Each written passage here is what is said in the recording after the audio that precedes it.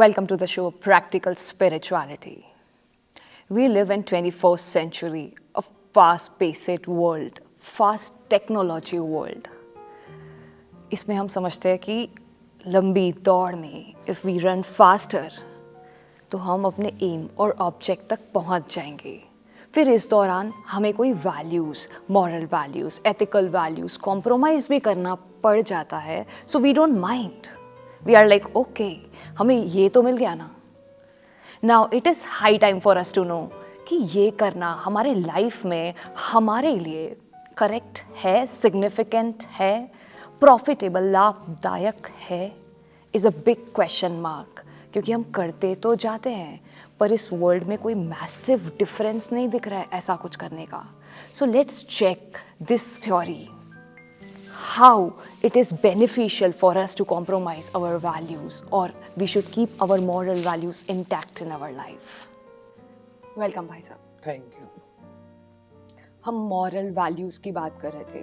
Moral values, ethical values, honesty, loyalty, respect, love, purity, ये सब अपनी लाइफ में हम essential मानते हैं.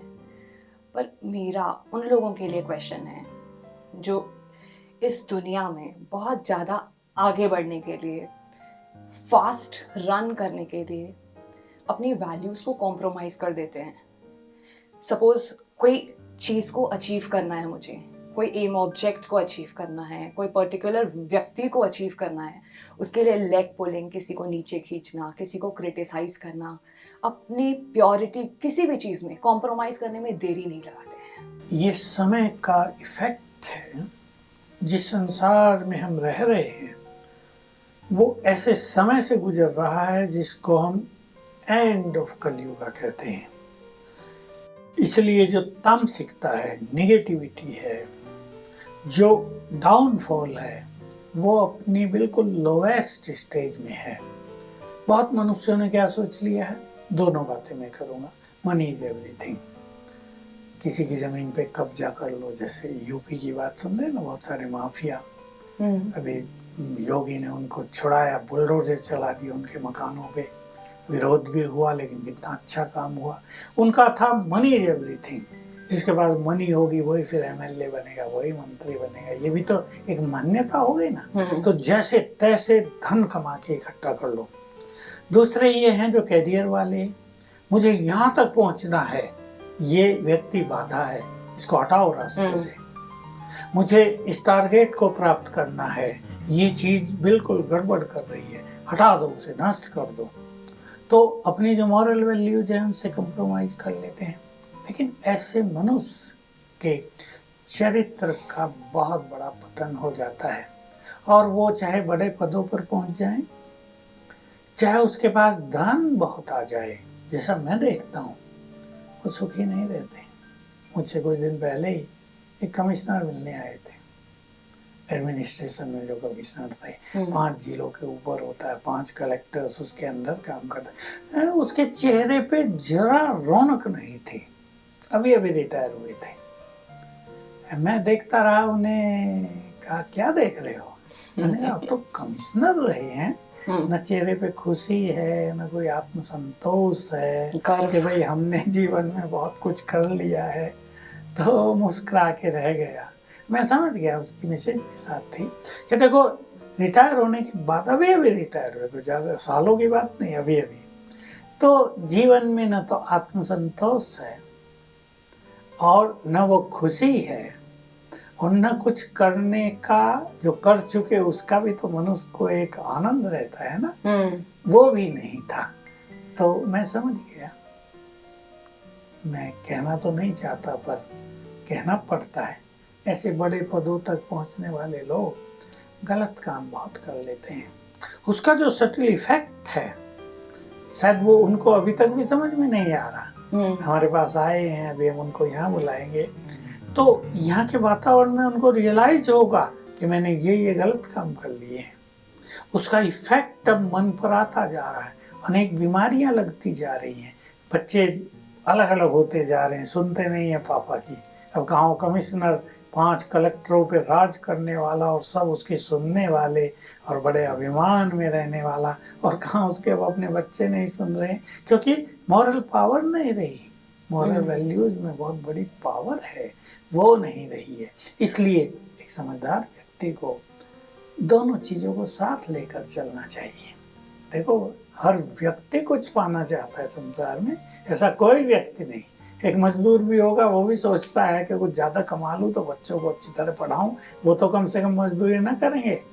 लेकिन मार्ग अगर यथार्थ है तो जीवन सुखदायी है। हर व्यक्ति कुछ पाना चाहता है, पर कोई कोई ऐसे होते हैं जो सब कुछ दे के भी ऐसा समझते हैं हम ये जरूर पा लें। तो ये जब आती है बात कि चलो सब कुछ दे देते हैं पर ये तो मिल जाएगा, उस समय मेरे को अपनी मॉरल वैल्यूज को इंटैक्ट रखना है कि उसको साइड रख के मेरे को ये देखना है मुझे ये मिल रहा है।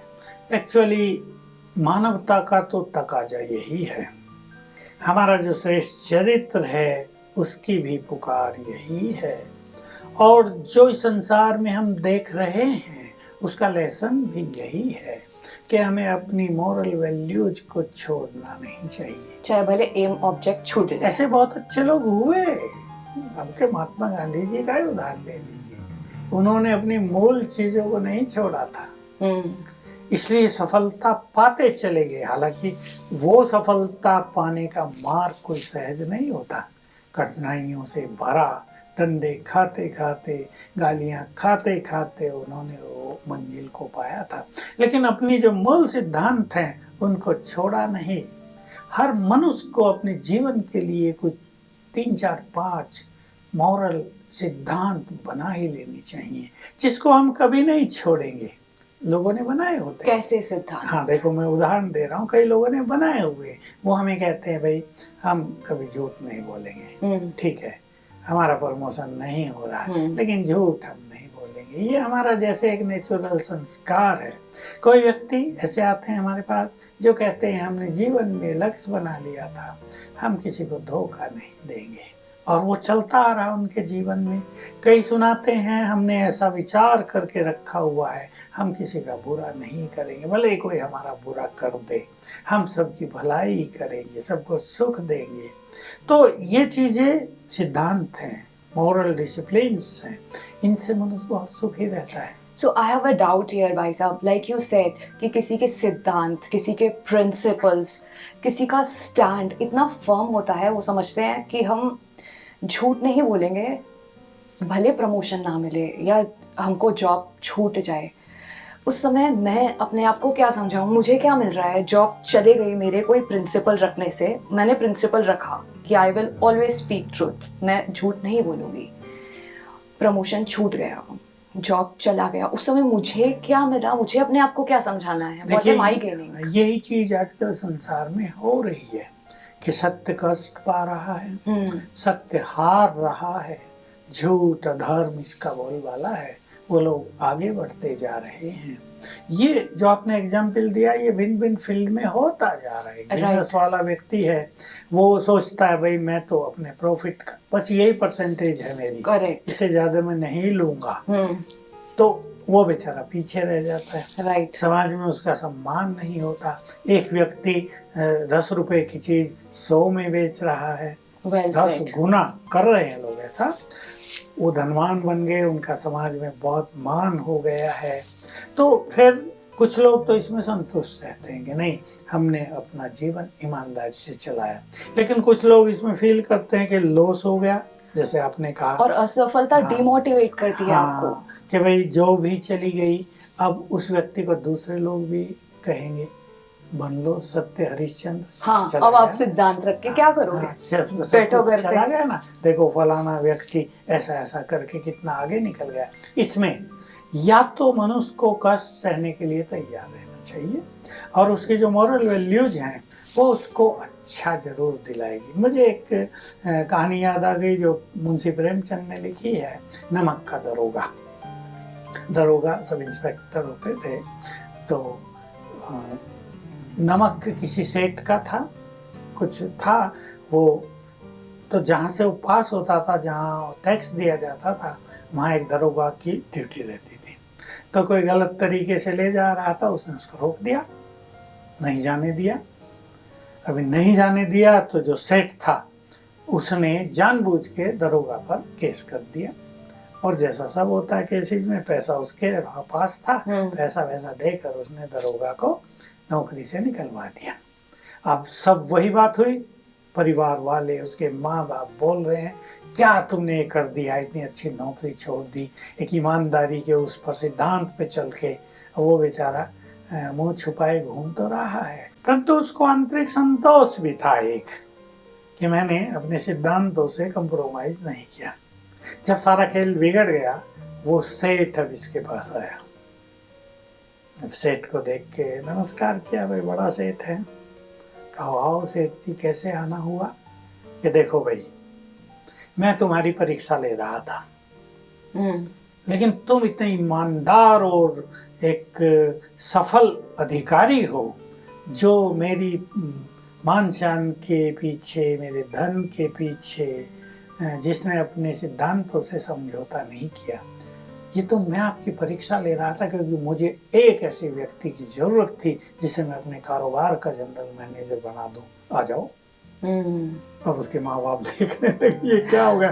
कहा वो पैसा दे के आपके विरुद्ध केस का निर्णय मैंने ही करवाया था, और जल्दी करवा दिया था 1-2 मास में ही, क्योंकि मुझे आपकी जल्दी से जल्दी जरूरत थी। तो देखो, एक और उसकी हार दिखाई दी, लेकिन दूसरी ओर वो एक सब इंस्पेक्टर से जनरल मैनेजर बन गया, और जहाँ उसके पास धन कमाने के बहुत सारे चांसेस थे, लेकिन उसकी सैलरी इतनी ज़्यादा थी। उन दिनों तो 100 रुपये बहुत मानी जाती थी। तो ये ऐसी चीज़ है कि मनुष्य अगर कोई डिसिप्लिन्स को फॉलो कर रहा है तो उसको कष्ट तो होगा, उसको ऐसा भी लगेगा कि समाज में हम पीछे रह गए। जैसे बच्चे बताते हैं, हमारे पापा ने सदा ईमानदारी से बिजनेस किया, हमारे पास कुछ नहीं है, आजकल नाराज होते हैं, मेरे पास आते हैं ऐसे लोग। लेकिन आखिर जीवन में सच्ची सुख, शांति, खुशी उनको ही मिलती है। मैं बच्चों को समझाया जाता हूँ, तुम आगे बढ़ो, कमाओ, तुम्हारे माँ बाप ने एक मॉरल अपना लाइफ बना के, अपने डिसिप्लिन्स रख के बहुत कुछ कर लिया, इसलिए वो बहुत सुखी हैं। देखो उनके चेहरे कैसे चमक रहे हैं। अब तुम आगे बढ़ो, अपने कार्यों को संभालो, अपने अपने ढंग से आगे बढ़ो। तो इन दोनों चीज़ों के लिए हमें तैयार रहना चाहिए। एंड लाइक यू शेयर भाई साहब, ये जो स्टोरी बताई आपने, हर कोई उन जैसा सफल तो नहीं होता है। हम जब अपनी मॉरल वैल्यूज़ को इंटैक्ट रखते हैं, फर्म रखते हैं कि नहीं कॉम्प्रोमाइज़ करना है, चाहे कुछ भी हो जाए, उसके बाद जब असफलता आती है लाइफ में और डीमोटिवेट होते हैं कि अभी क्या रहा, सिर्फ मैं और मेरे सिद्धांत, मेरे प्रिंसिपल्स, अब वो सफलता खो दी मैंने, कोई कुछ मिल रहा था वो छूट गया, रहे मेरे सिद्धांत। तो उस समय मुझे अपने आप को क्या समझा, मैंने क्या पाया, क्योंकि कुछ पाने के लिए हर स्टेप लिया जाता है। देखिए, इन सिद्धांतों के पीछे एक शब्द मैं और जोड़ूंगा, सूखे सिद्धांत। मुझे एक कहानी फिर याद आ गई पुराणों की। एक कसाई कोई गाय के पीछे जा रहा है, उसको मारने के लिए। गाय आगे दौड़ रही है, साधु का आसन पड़ा। अब उसने साधु से पूछा, इधर से कोई गाय गई है? और वो सत्यवादी था कि हाँ गई है। उसने उसको पकड़ लिया, मार दिया। दूसरी कहानी ऐसे ही, कसाई काऊ के पीछे दौड़ रहा था, बीच में एक किसान था, उसे पूछा इधर से काऊ गई है? उन्हें विचार करके कहा नहीं गई है। वापिस चला गया कसाई। अभी दोनों धर्मराज के पास पहुंचते हैं ऊपर। सन्यासी को नरक दिया जाता है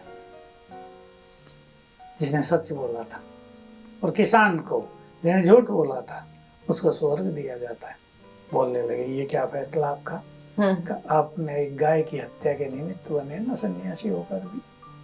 वहां तुम्हें सत्य नहीं, युक्ति से काम लेना चाहिए था। कि आई तो थी पर किधर भाग गई ये भी तो कहा जा सकता था। मैंने आगे ध्यान नहीं दिया भाई, और उसने गाय को बचाया है इसलिए उसका पुण्य हो गया, तुम्हारा पाप उसका पुण्य। तो हमें अपने सिद्धांत बनाते हुए कुछ जीवन में बैलेंस अवश्य रखना चाहिए। कई बार लोग सत्य बोलकर दूसरे को फांसी पे चढ़वा देते हैं। वहां हमें थोड़ा सा अपने को गुप्त रख के सत्य के साथ किसी और डिसिप्लिन को भी जोड़ लेना चाहिए। भाई हमें उसका जीवन भी बचाना, उसको 4 बच्चे हैं, उसने इतना बड़ा क्राइम नहीं किया है कि उसे फांसी लग जाए, हम उसे बचा सकते हैं तो ये हमारा पुण्य होगा। तो अपने सत्य को थोड़ा नीचे कर लेना चाहिए।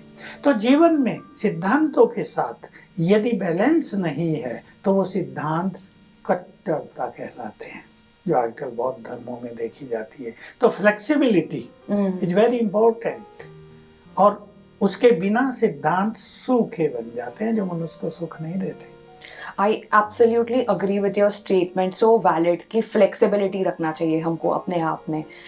अब मैं ये समझती हूँ कि मॉरल वैल्यूज़ को अगर हम इम्प्लीमेंट करते हैं और कुछ खो भी गया तो हम क्या अपने आप को ये समझा सकते हैं और कन्विंस कर सकते हैं कि ये मेरे लॉन्ग रन, लंबे समय में मेरे को सफलता दिलाएगा। क्योंकि जैसा आपने कहा कि पुण्य कर्म बनते जाते हैं, जितने हम सिद्धांत इम्प्लीमेंट करते हैं हम अपनी लाइफ में, उतने हमारे पुण्य कर्म का खाता जमा होता जा रहा है। मनुष्य को एक तो संतोष ये रहना चाहिए कि मेरा जो पुण्य है या जो मेरा सिद्धांत है वो भी मेरा खजाना है। राइट, उसको मैंने प्राप्त किया हुआ है, Very good. कुछ थोड़ा बहुत जा भी रहा है, उसको जाने दो। एक तो चीज ये। और दूसरा, जैसे मैंने कहा, फ्लेक्सिबिलिटी। इसके लिए कोई नियम तो नहीं बनाया जा सकता, लेकिन एक विवेकवान व्यक्ति को स्वयं ही हर जगह अपने विवेक का प्रयोग करके 2 इक्वल मॉरल वैल्यूज में बैलेंस अवश्य रखना चाहिए। मान लो एक व्यक्ति को किसी ने बता दिया कि चुप रहने से बहुत फायदा होता है, अब वो व्यक्ति इतना चुप रहने लगा कि कोई लोग उसके पास ही ना आए, बहुत गंभीर होगी, मायूसी चेहरे पे छा गई। ये गलत हो गया, कट्टरता हो गई। लेकिन उसको ही अगर ये बात इस तरह समझ में आ जाती कि ज़्यादा नहीं बोलना चाहिए, कहीं चुप रहना अच्छा होता है, कहीं बोल देना अच्छा होता है, तो उसके जीवन में इस चीज़ का बैलेंस आ जाता है। इसलिए शिव बाबा ने भी हमें समझाया, कोई भी एक गुण भी अगर अति में है तो वो तूफान कहा जाता है। इसलिए बैलेंस होना परम आवश्यक है। तो अति में कुछ भी अच्छा नहीं है। अच्छा नहीं, न चुप रहना अच्छा, और कोई अति हंसता रहे उसे भी लोग कहेंगे हॉस्पिटल को में दिखा के। So balance is very important. अभी जैसे हमको इस जर्नी को स्टार्ट करना है, मॉरल वैल्यूज को इम्प्लीमेंट करने की, ये तो समझ में आया हमको कि चलो बाहर का कुछ भी छूट गया, पर मेरे पुण्य कर्मों का खाता स्टैब्लिश होते जा रहा है, जो कि मुझे लंबे समय में कभी नहीं हिला पाएगा। लंबे समय की मैं सफलता निश्चिंत करती हूँ अपने आप के लिए। तो बाहरी तौर में मुझे नहीं देखना है कि चलो जॉब चले गई, कुछ खो गया। आपने समझाया कि ये तो इम्पेरिशेबल खजाना है आपके पास, ये नहीं कहीं जाएगा, बाहरी तौर को नहीं देखें तो हम। अब स्टार्ट कैसे करें मॉरल वैल्यूज को इम्प्लीमेंट करना? मैं आज 4 चीजें कह रहा हूँ सबके लिए। अपने को स्वीट बनाएं, सॉफ्ट बनाएं, पोलाइट बनाएं और ईगोलेस। 4 बातें हैं, पर चारों एक से ही जुड़ी हुई हैं। स्वीट भी बनाएं, सॉफ्टनेस बहुत जरूरी है, पोलाइटनेस का वैल्यू तो दुनिया में भी लोग जानते हैं, और ईगोलेसनेस। तो हम ईगोलेसनेस से शुरू करें तो ये तीनों चीज़ें उसके पीछे पीछे परछाई की तरह चलने लगेंगी। इससे हमें किसी भी टीम में बहुत अच्छे अनुभव होंगे, हम सबके प्रिय बनेंगे, और जब हम सबके प्रिय बनते हैं तो लोग हमारी बात सुनते हैं। लेकिन हमारी पोलाइटनेस या हमारी सॉफ्टनेस हमारी कमजोरी भी न बन जाए, इसके लिए स्पिरिचुअलिटी में हम एक और अभ्यास कराते हैं जिसे कहते हैं सेल्फ रेस्पेक्ट, जिससे सेल्फ एस्टीम बहुत बढ़ती है। तो हमारे सॉफ्टनेस में भी एक अथॉरिटी, एक पावर दिखाई देगी। हमारी पोलाइटनेस में भी एक बहुत बड़ी पावर का अनुभव लोगों को होगा। और अगर हम without that power we are polite तो बड़े भोले से लगेंगे, कमजोर लगेंगे। तो सेल्फ रिस्पेक्ट भी एक मॉरल वैल्यू है जो हमको प्रैक्टिस करना है, बहुत बड़ी। तो वहां से हम स्टार्ट कर सकते हैं सेल्फ रिस्पेक्ट से, फिर धीरे धीरे हम अपनी मॉरल वैल्यूज को बढ़ा सकते हैं। तो सेल्फ रिस्पेक्ट के लिए हमें कैसे स्टार्ट करना पड़ेगा? देखिए, पहले तो यहीं से हम शुरू करते हैं। मैं आत्मा हूँ, अब मेरे आत्मा में क्या क्या क्वालिटीज हैं, क्या क्या मोरल वैल्यूज हैं, उसमें कितनी कितनी शक्तियाँ हैं, उसको हमें बहुत सटली ऑब्जर्व करना है। और उसको बढ़ाने के लिए जैसे मैं भगवान की संतान हूँ, therefore I am a great person in the world. ये ईगो नहीं है, सेल्फ रेस्पेक्ट है। तो I am a great person, तो मुझे ग्रेट ही सोचना है, मुझे अपनी ग्रेटनेस के अनुकूल ही बोलना है, मेरे कर्म भी ग्रेट ही होने चाहिए। ये हमारा चिंतन प्रारंभ हो जाएगा और हमारा सब कुछ बदलने लगेगा। दूसरा, मैं ऑलमाइटी की संतान हूँ। हम भगवान को परम पिता कहते हैं, वो हमारा पिता है, ही इज ऑलमाइटी। तो मैं भी बहुत पावरफुल हूँ, मैं बहुत पावरफुल हूँ, मैं बहुत पावरफुल हूँ। जैसा हम चर्चा करते आ रहे थे, सवेरे उठ के संकल्प करें तो शक्तियाँ जग जाएंगी, भय खत्म होगा, और कहीं भी हमें असफलता मिल जाए, हार हो जाए, तो हमारा मनोबल डगमगाएगा नहीं, हम बिल्कुल वीक नहीं पड़ जाएंगे। एक हार हमें और उमंग दिलाएगी। ये मैं बहुत पावरफुल हूँ, इसका प्रैक्टिकल स्वरूप दिखाई देगा। मान लो बीमारियाँ ही आ गई और थोड़ा लंबा समय चल गई, तो भी ऐसा व्यक्ति घबराएगा नहीं। ठीक है, आज नहीं कल जाना तो इनको है ही, ये मेरी थोड़ा ही थी, आई हैं सो जाएंगी। तो हम बहुत पावरफुल हैं, हम महान हैं, हम पुण्यात्मा हैं, हम भगवान के बच्चे हैं। ये सब संकल्प करना, ये सेल्फ रेस्पेक्ट कहलाता है। फैंटास्टिक भाई साहब। सेल्फ रिस्पेक्ट, सम्मान को कैसे प्रैक्टिस करना है, इसमें मैं बहुत इंटरेस्टेड हूँ, मेरा फेवरेट सब्जेक्ट है, एंड आई एम श्योर इसमें आपकी एक्सपर्टीज है, so we will talk more about this. और रही बात फ़ोन को ना भी यूज़ करना है चलेगा, पर आपने बताया कि आत्मा के पावर्स को हमें डेफिनेटली यूज़ करना है, so will surely do that. Thank you so much for your time भाई साहब। This is great. Now we understand what is in our treasure store. हमारे खजाने ट्रेजर स्टोर में क्या है? हमारी moral values. This is what we will never lose. बाहर का कुछ भी चला जाए, पर हमें आत्मसंतुष्टि होती है, खुशी होती है जब हम अपनी मॉरल वैल्यूज़ को इंटैक्ट रखते हैं।